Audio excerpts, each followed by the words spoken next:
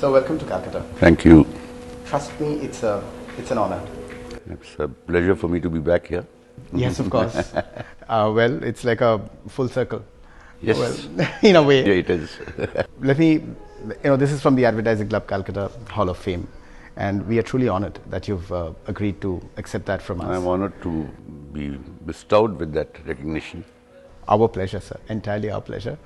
We have a few odd questions for you. Just to understand how you look at the industry, what's happening to the world around us. You are a Padma Shri awardee. You've been just the most influential advertising man for 10 years in a row by Economic Times. You've got the Cannes Double Gold. You were a Cannes jury member, possibly the only Indian to have achieved the Lifetime Achievement Award at Clio. Yeah. So after all this and so many more decorations, how does it feel to be inducted into the Advertising Club Calcutta Hall of Fame? Always great. I mean, there's nothing that gives you more joy than home. Absolutely. Like 2 years back, I was awarded something by the Maharaja's Trust in Jaipur and the Maharaja's Trust in Udaipur. It felt fantastic to me because I'm born in that state. And since I started my career in this city of Calcutta, I feel very, very proud of it. I went into advertising after being exposed to a little bit of it in Calcutta. So Calcutta has a huge role in my being in advertising, so I'm truly honored. Okay, you were a tea taster in Calcutta, that's what I'm told. That is right. And then, did you also join advertising straight away in Calcutta? Or no, you did not, you were not in Ogilvy, Calcutta? No. It's, when I was in the tea company in Calcutta, TMNMC, I used to have a friend in J. Walter Thompson called Devnath Guharoy. Okay. And we used to spend time together, so we saw the kind of work that was lying around in his house. And my friend Arun Lal and his wife, they said, yeah, if this is the kind of work they do, you're cracking these things 10 times a day without a reason, so why don't you do it for a reason and get into advertising? Wow. And since I was starting in advertising much later than most other people, I decided to go to Bombay because action was more out there. Okay. So the chances of learning faster and catching up for those 3 years seemed a little better in Bombay. And Which year was that? this is 82. 82. So even in 82, you realized that Bombay is going to be the Mecca? Yeah, that feel was there. Because Kolkata then was like... already people were moving from here. Okay. So, and that's what I was advised by people who knew. So the exodus had happened by early 80s? Quite a bit, yes. Okay, that's interesting. That's an interesting trivia for all of us. Not that I knew any better. Some people told me that go there if you have to learn faster and catch up for the years that you've lost. Okay, wow. So I went there and started looking for a job. And fortunately, I got a job as a trainee account executive at Ogilvy. Okay. And that's where I am. It's so interesting, sir, and I just going a little out of the topic, but I met one other gentleman, and I did work with him at Ogilvy, Mr. Dennis Joseph. Yeah.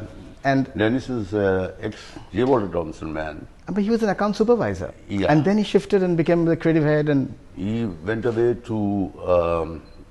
Lyobonet, France, he was there for some time? No. He came back to India from Dubai, I think, or UAE somewhere. Okay. And that's when Suresh Malik hired him. Okay. So Dennis was with us for a while. Yes, I did In work Delhi, with him in briefly. Delhi. In Bangalore, he headed the branch in Bangalore. That's what I met him. Short Short while, yes. So, how did you find this interesting drift that you started in servicing and then you became a creative god? See, 1982 was the Asiad, and that's when the television revolution started in this country. And most of the people who were in creative that time were very English-based people. And with television, you needed to reach people's homes. So there was a need, and while I was an account supervisor, everyone had a need for things to be done with Indian culture in mind, with Hindi in mind.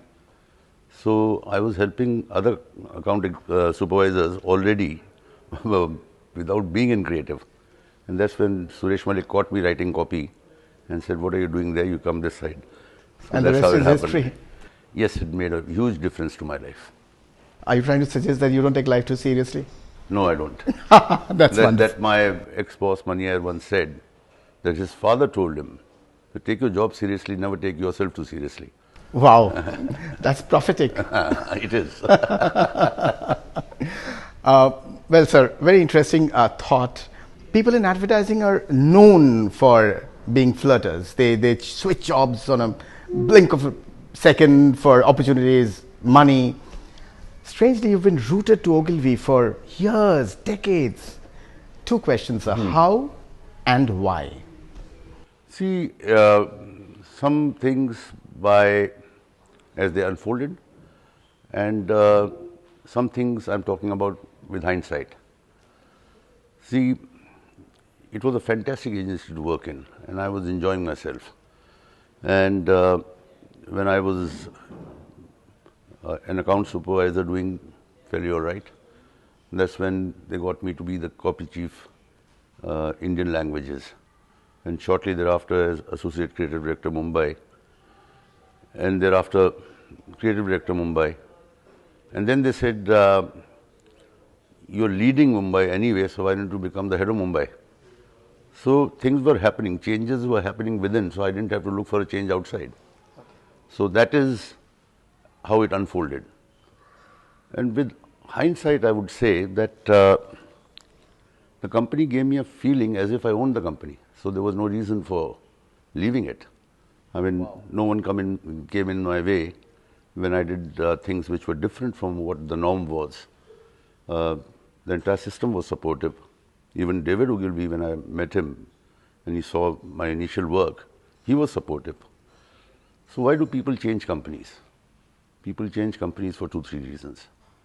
One is that they're working for a company that bores them, which was not the case with me. I was doing some very exciting work.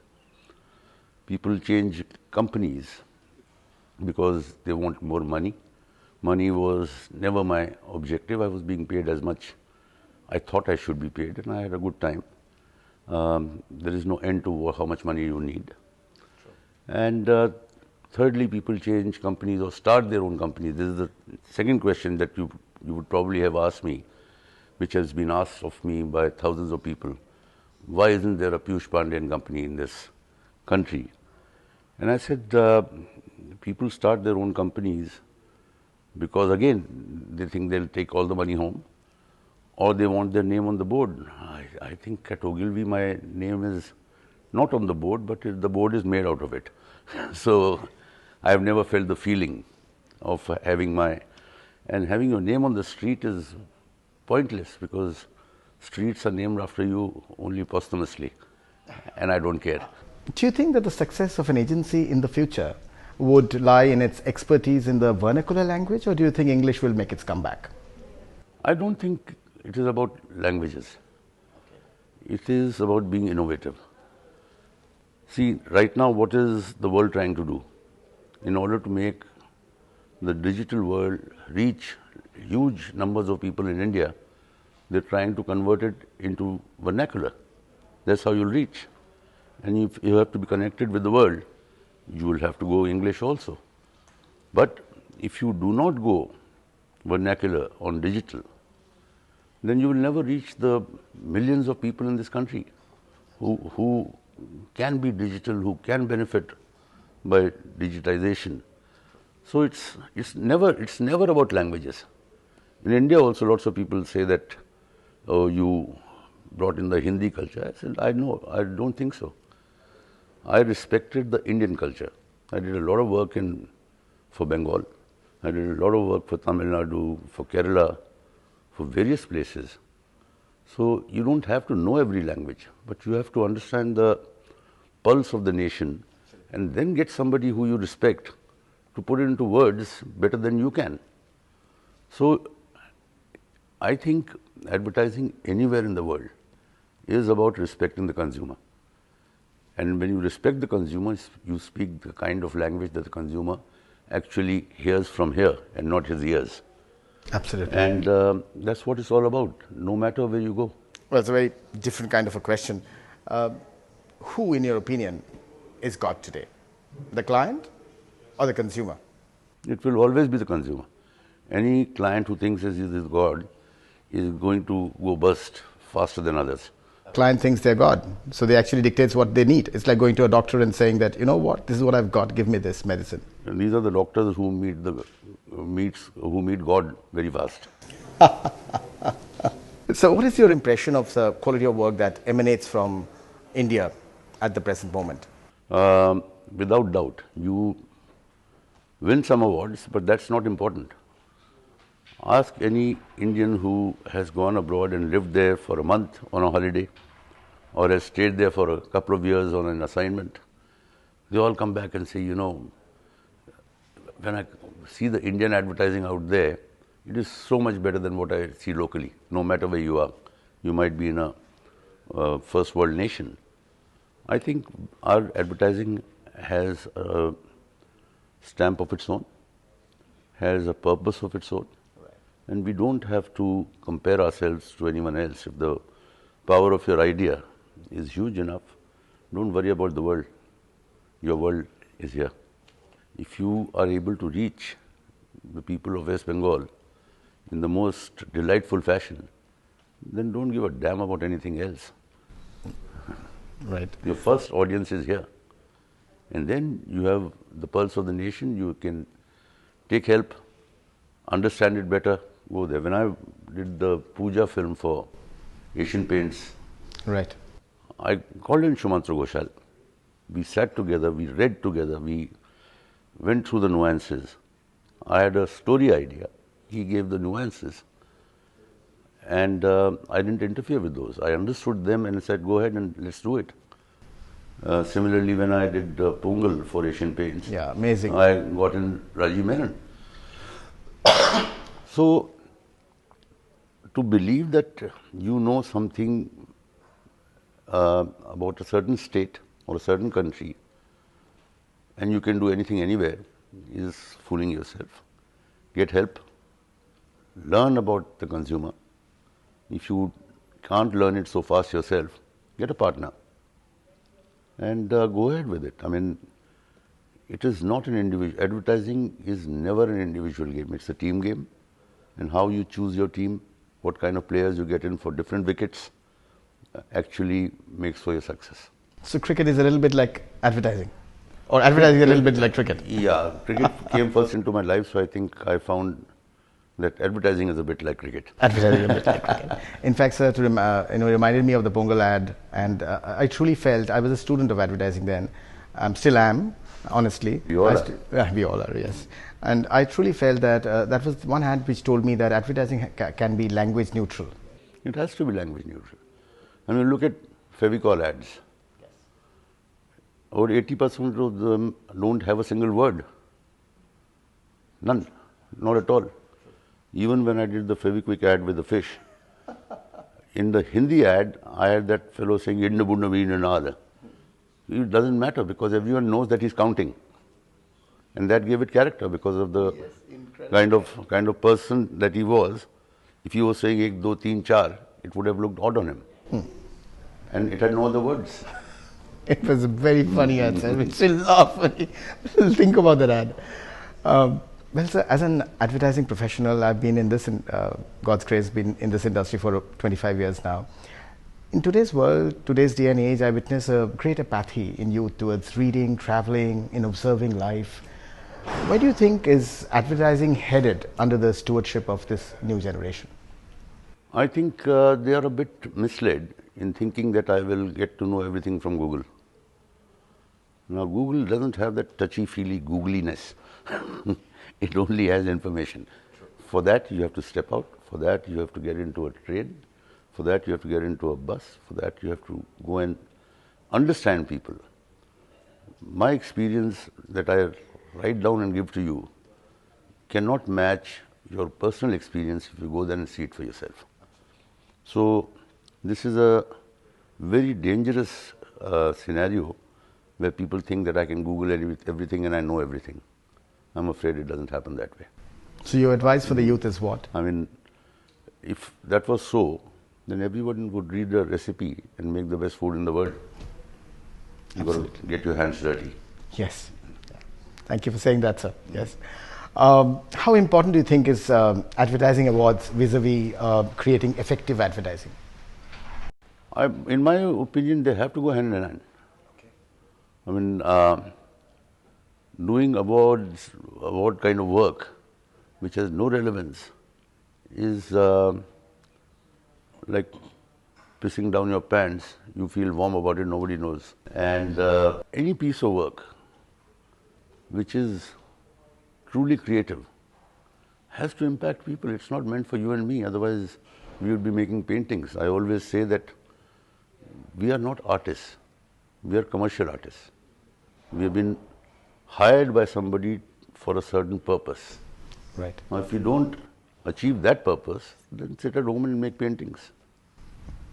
Absolutely. So, effectiveness and awards ideally have to go hand in hand. If it doesn't win an award, doesn't matter. If it's not effective, it really matters. Okay.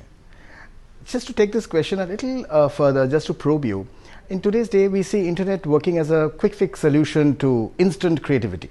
Everything is like being judged by measurability. There's a new buzzword, measurability, Excel sheets. Do you think that digital in the long run will be a deterrent for creating inspiring work? No, I mean, it is up to you how you use it. If you use it well, it has got so much of power to do things for very little money. If you misuse it, then it's no point. It's like the purpose of digital is that there is a new platform that you've got. How creative can you be on that? I mean, you look at last year's campaign on Make Love Not Scars, the Reshma campaign. Now, they didn't have any money, but the way they put it together, that it had the power of going viral without you pumping in money to try and make it viral. That trying to make it viral doesn't work. That is misuse of digital. Absolutely.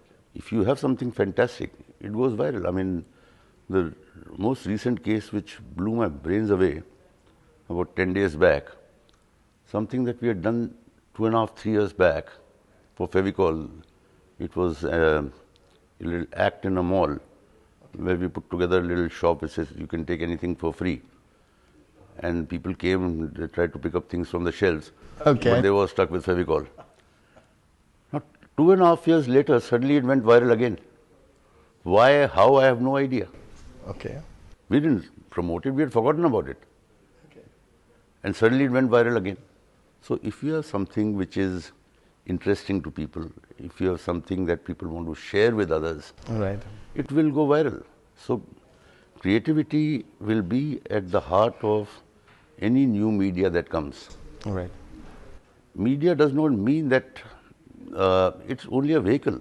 Absolutely. And that vehicle is available to all and sundry. Just by sheer usage of that vehicle, will it make everyone famous? No. The guy who does the most creative thing on it will be the guy who will win. Absolutely, sir.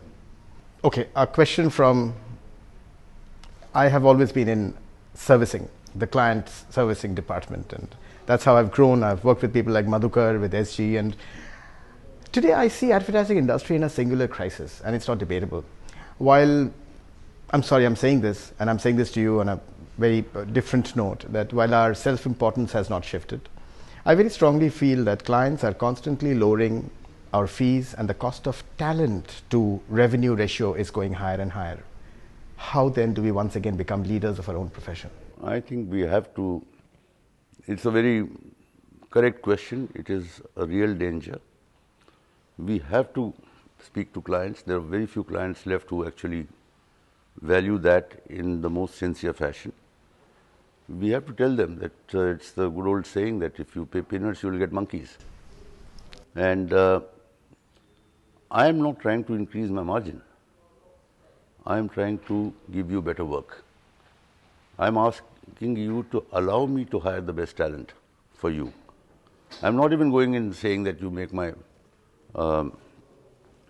fees that much higher. I am saying you spend that much more. Right. And I'll be able to give you better people. And what will I do with that money? I will give it to those people to have them on board with us. Absolutely. So I think smarter clients understand it, even today. Some think that they're smart by cutting things. I think they are mistaken. You can't go to a big place with a lot of people and then say, give it to me at this price. It won't happen. People will say yes and get mediocres to work on your business. Absolutely. I think that's it. And so it's counterproductive for the clients itself. True. And I think faster they realize, the better off they will be. There are many clients today who have known this and they have made funds available for that and they get great work. I won't name them, but if you look at the roster of clients who produce great work, all of them, they may or may not be with Ogilvy all the time. They could be with others also, but these are kind of people who are getting return for their investment. There's this incredible saying, sir, I can't help saying that. There's, show me a great client and I'll show you a great agency. Yeah. True. Well, sir, two more questions. After all these years and after all these pandemonium, as one would say, what does Piyush Pandey think of himself? I think of myself as the same person that has worked in this industry for a long, long time. I still get the kicks out of a good idea that I get today, as if it was the first idea I ever got. Okay. And I still feel disappointed if something which I think is wonderful and I'm not able to get it to see the light of day. I think of myself as blessed to be satisfied and blessed to be retaining my curiosity to date. Wonderful. So do you think that advertising has, over the years, lost or is losing its innocence, its passion? I think, again, I will not make a sweeping statement. There are groups of people from time to time who are very passionate about this stuff. But there is a word of caution in what you're saying, and you're right about it, is that if we become so much process driven, if we become so much into counting pennies, then the passion will go.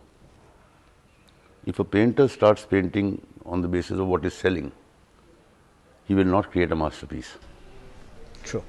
So we have to have that much of margin for people to not be thinking about just delivery tomorrow morning. They must have the space, that little free, open area where they sit and think about something which is not asked for. And you come up with something and you say, hello, Mr. Client, you didn't brief me, but I have an idea for you. Yeah, brilliant. That's how I think it's so aspirational. Yeah, I hope we see that. The greatest of work is not done to a brief.